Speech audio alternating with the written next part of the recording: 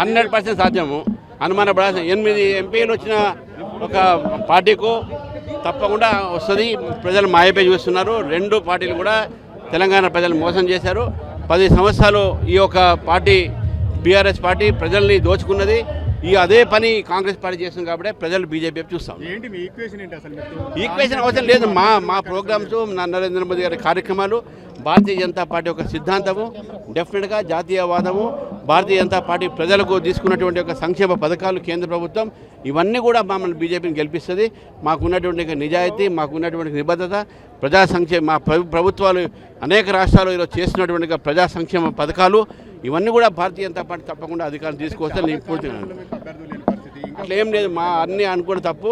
మాకు ఎంపీలు ఎట్లా వచ్చినా, మనకి 8 మంది ఎంపీలు మేము గెలిచినాము. అట్లా ఉంటే మేము ఇంతకుముందు 294 ఉన్నప్పుడే మేము 294 పోటీ చేసినాం. ఈసారి బీజేపీ ఎక్కడ కూడా క్యాండిడేట్ కొరతలు లేవు. మాకు కాంపిటీషన్ ఇప్పటికే పెరుగుతూ ఉన్నాయి. చాలా చోట్ల నుంచి చాలా పార్టీ వాళ్ళు, ఇప్పుడు ఉన్న వాళ్ళు కూడా మా పార్టీలో కాంటాక్ట్ చేస్తూ ఉన్నారు. మాకు అభ్యర్థుల కొరత ఉండదు. తప్పకుండా భారతీయ జనతా పార్టీ అధికారంలో వస్తుంది. సింగిల్గానే ఇప్పుడు ఇది ముందుకు ఇంకా దాన్ని తీవ్రత చేస్తాము. ఇది ప్రతి జిల్లాలో కూడా ఇటువంటి ర్యాలీస్తో పాటు రాష్ట్ర స్థాయిలో కూడా కార్యక్రమం తీసుకుంటాం. పెద్ద ఎత్తున విద్యార్థులతోని మేము అసెంబ్లీ ముట్టడి కూడా చేయాలనే ఒక యోజనలో ఉన్నాం. తప్పకుండా అసెంబ్లీ స్టార్ట్ అయినప్పుడు అది ఎప్పుడు చేసినా విద్యార్థులు అందరూ కూడా అసెంబ్లీ ముట్టడి కూడా చేసేటటువంటి ఆలోచన ఉన్నారు. ఈ యుద్ధం యువమోర్చ ఆపదు. ముందు తీసుకుపోతే బీజేపీ కూడా పూర్తిగా దాని మద్దతు పలుకుతా ఉంది.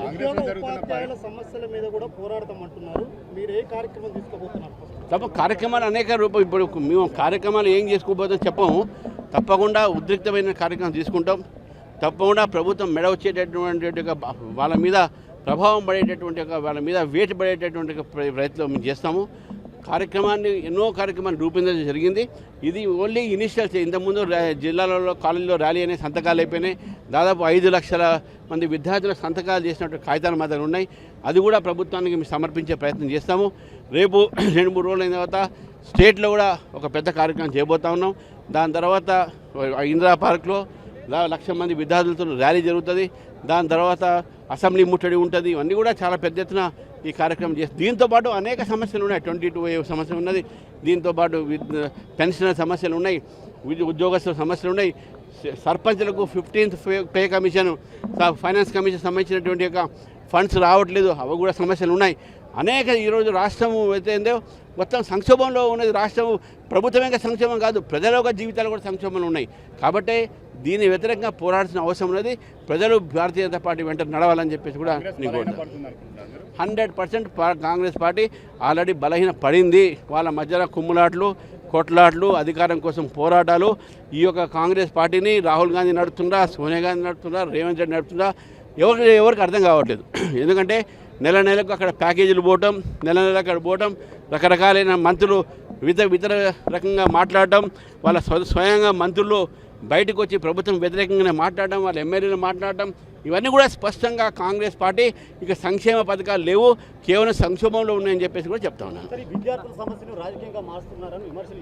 వాళ్ళందరూ కాంగ్రెస్ పార్టీ చేసింది ఏంది? గతంలో ఒక్కడు కూడా జార్ఖండ్ విషయంలో కాంగ్రెస్ పార్టీ మాట్లాడలే.